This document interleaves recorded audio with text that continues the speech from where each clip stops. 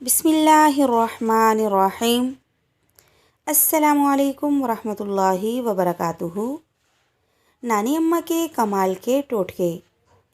بچوں کے فیڈر کی نپل پر جو چکنائی جم جاتی ہے جو بچے کے لیے نقصان دہ ہے اور نپل بھی خراب ہو جاتا ہے، اس کو صاف کرنے کا طریقہ یہ ہے کہ آپ نپل کے اندر ڈھیر سارا نمک ڈال کر خوب تیز گرم پانی سے دھوئیں، ساری چکنائی نکل جائے گی۔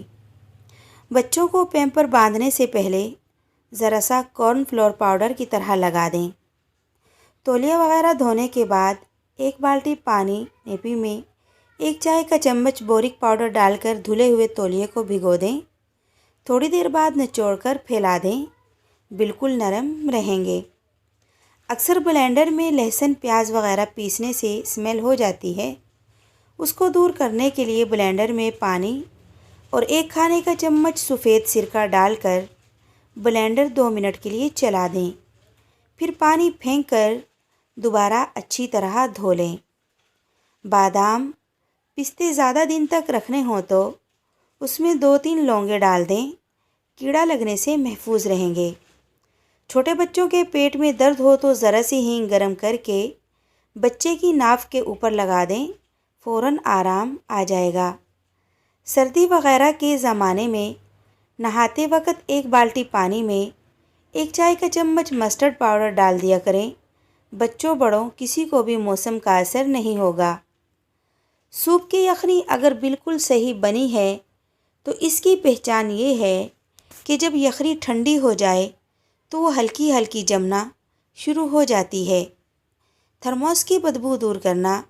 تھرموس میں چائے وغیرہ ڈالنے کے بعد اسے صاف نہ کیا جائے تو اس میں سے بدبو آتی ہے۔ بدبو کو دور کرنے کے لیے تھرموس کو سرکہ سے دھویا جائے۔ چینی کے برتنوں کے داغ دور کرنا۔ سرکے میں نمک ملا کر چینی کے برتن دھوئے جائیں تو ان کے داغ دور ہو جاتے ہیں۔ اگر چینی کے برتنوں کی چمک ہمیشہ برقرار رکھنی ہو تو انہیں نمک سے دھوئیں۔ خون کا داغ دور کرنا۔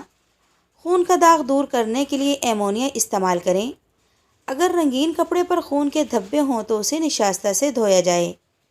دودھ کے داغ دور کرنا۔ دودھ کے داغ صاف کرنے کا طریقہ یہ ہے کہ اس کو کئی بار ٹھنڈے پانی سے دھو کر گلیسرین سے صاف کریں اور ٹھنڈے پانی سے دھوئیں۔ روغن کے گیلے داغ دور کرنا۔ روغن کے گیلے داغوں کو دور کرنے کے لیے ان پر مٹی کا تیل لگا کر خوب ملیں، جس سے داغ صاف ہو جائیں گے۔ اللہ حافظ۔